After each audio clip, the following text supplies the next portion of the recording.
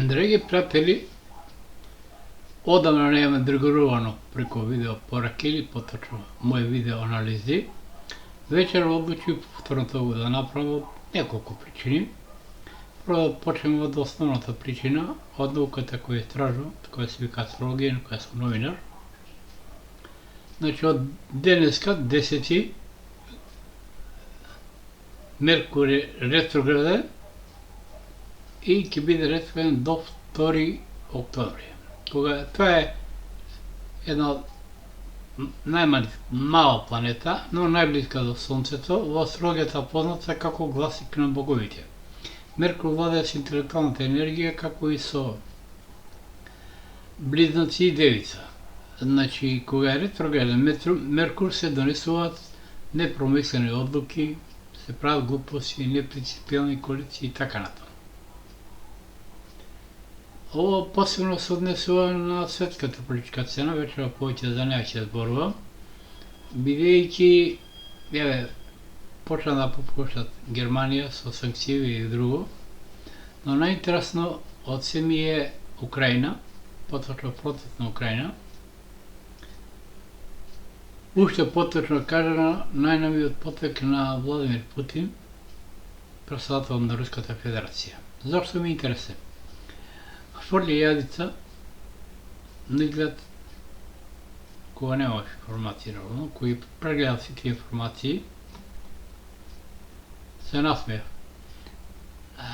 Фрли таква јадица да наседне и САД, мислам Западот, и нормално Зеленски, кој за мене е многу недоветен човек. Зошто наседна? Прво, земја која води специјална војна интервенција, Запад е нарекува агресија, што не е агресија, агресија која е врз цела територија ќе е.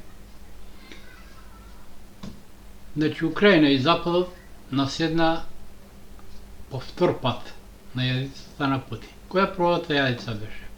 Првата јадица беше, нелогично беше, десатот на Киев.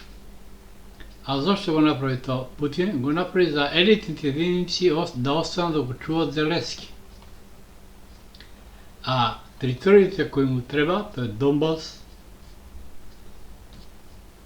значи, двете република Лугански и Донецк, но и тука и Одеса и така натаму, за да не ги редам, Херсон, Харков, тоа се делови на Украина каде мнозинско население е руско. И деновие, кој што знаеме до 9, значи до вчера, имаше војна вежба од 1 до 9 во Владивосток со 50.000 руски војници, а денеска во Москва е Путина прослава. И одеднашка престана сите информации кои доаѓаат од фронтот во Украина, поточно доаѓаат информации дека руската војска се повлекува и што најинтересно ги повлекува цивилите од тие области, особено кај Херсон и кај Харков. Зошто ги повлекува цивилите? Значи ги евакуира, не повлекува да кажеме. Значи ја намалува украинската војска со недоветниот Зеленски кој тој даде наредата, значи не генерал штабот, за офанзива на Русија. Тој ќе биде кобна. А целта на целата работа е уништување на украинската војска. Затоа се вика демилитаризација. А прво Зеленски не може да собере 1.000.000 војници кој што бара. Почна со многу малку. Фазијата дали има 30-50, многу е, тоа е голема бројка, кажам, 50.000. Нема доволно оружје, кој знае кај отиде и тоа што дојде од Запад беше уништувано, значи многу див не знаа да ракуваат со него. Тука мора да се призна дека таа војска има и многу инструктори и од Западот, и од многу западни земји и од НАТО. Значи нема директно учество, као наводно доброволци, а тоа се нивни луѓе. И сега Путин што и направи? много интелигентно за мене. Русите се повлека от некои места, значи го евакуира населението, цивилите, што значи ударот ќе биде страшен. Во меѓувреме донесоа то 7 и то 2 со термонуклеарно, што ги пржи, значи нема да остане ништо од нив. Значи така лесно наседнаа, така се навлекува. И вториот потек, што многу направи Путин, намерно ја запре офанзивата, но дори се трпи да се зачуваат главните места, а овие да се вовлечат во еден котел или обруч, како сакате кажете се, од каде нема жив излегување. И веднаш ја гледам во Германија, сакат да се откажат од многу санкции кон Русија, бидејќи да зима, а Русија располага со 2/3 од светските ресурси, да се разбереме дали го прашен газ, нафта. Европа не може без руска нафта и газ, да се многу поскапа ќе. И многу е смешно што вели кога зборува дека ќе ограничат цената на руската нафта. Тоа е повеќе од смешно. Значи ќе плаќат многу повеќе. Кога прочитав преска дека од Африка увезуваат газ, малку се зачудив, ама тоа е тоа, нели? Значи Западот треба да биде подготвен на еден целосен распад. Зошто е еден распад? Ја не верувам, кој аналитичар ви тврдам, моите анализи бар така зборуваат, нема колку да ви кажам 100%, али да ви што би рекол покојниот Амди Барон со 2,2% сигурен. Значи, ја на Европската Унија и давам најмногу 2 години оптанок, што нема ни толку. Зошто? Сега од 10, кој што кажа, септември до 2 октомври ретрограден Меркур. Меркур е представува наравно, значи во сите земји во Европската Унија, поради инфлацијата, несвршица на газ, на продукти, зголемени цени, еве и кај нас колку се зголеми, лебот е 100% зголемен, млекото е 100% зголемено. Значи, ги гледат улици, народот на улица, значи празните каси на државите, па и кај нас ќе ги срушат владите, не други, празните каси. Нити опозиција, нити било што. Но за разлика од кај нас, на Западот се многу поостри, мислам, поостри се нивните протести, порадикални се од нашите и така натаму. Во самата Германија, кој ќе кај се Сојузна република Германија, значи тоа е држава составена од повеќе републики или региони, како сакате кажете. Значи ќе дојде до сам распад и на Германија, а со смртта на кралицата на Обединетото кралство Елизабета ќе дојде до распад на Велика Британија или на Обединетото кралство, со што и Австралија и Канада ќе мора сами или ќе добијат напокон независност, англосаксонскиот свет се распаѓа, самата Шкотска бара нов референдум, истото го прави Ирска, која сака да се спои Северна и Република Ирска, значи би останало состав само се прашање Англија и Велс. Тоа работа што направи во Англија голема грешка, мислам они се во еден голем економски колапс. Нема од каде да црпат више.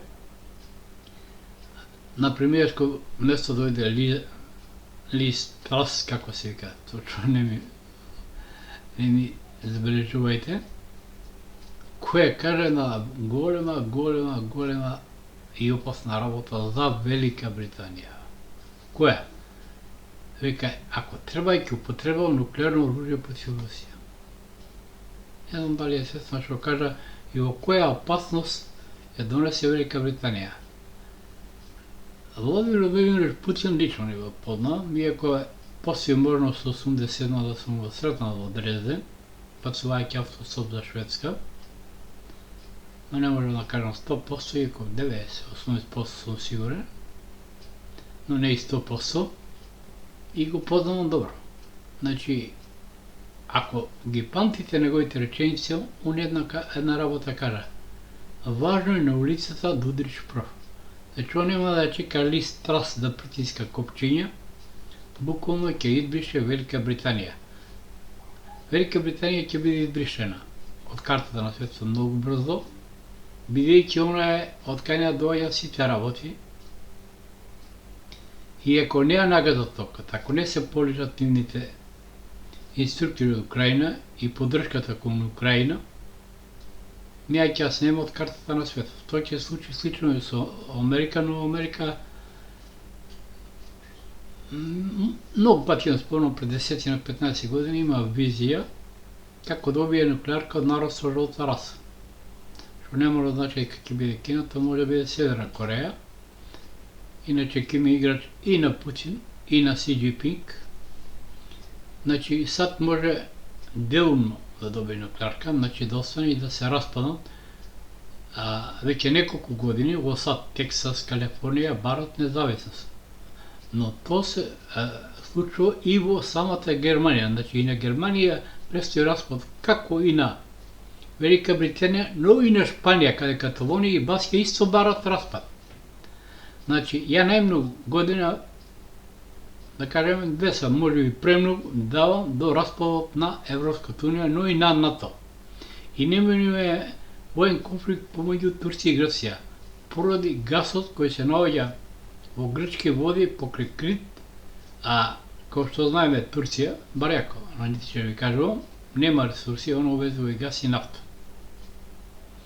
И тука ќе огледа спасот, и огромна грешка на тоа направи што не дозволи F-35, потоа бара Патриот, не им продаде и така натаму. Значи неминуемо војната на Балканот ќе започне помеѓу Турција и Грција, тоа го имам кажан уште 95-та, кога кажува за можената атентат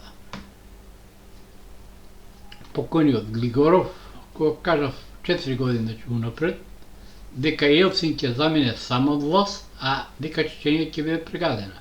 Буквално индиректно го најави доаѓањето на Путин.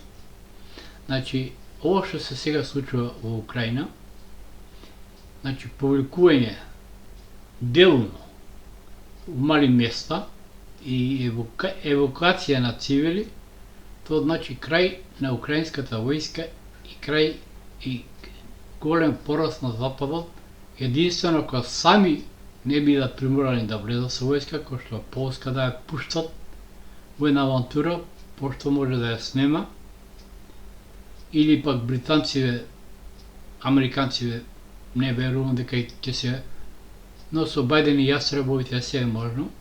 Значи, пресот, интересни работи, но неубави работи, за жал. Ќе видим што ќе се случува, но ќе дое период, значи крајна цел на Путин му е демилитаризација, што значи уништување на украинската војска. Враќање на историските територии на Русија, тоа са Крим, Донбас, Одеса, Харков, Херсон.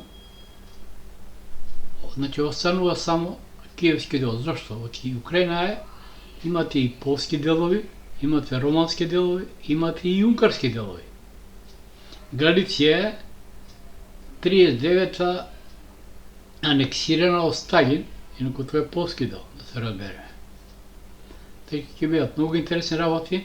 Значи на крајот ќе остане од Украина само киевскиот дел, а тој киевски дел, запамтите ме добро, може нема да го доживеам тоа, но што велам, киевскиот дел ќе се моли да се приклучи кон Русија, ќе стане повторно дел од Руската Федерација.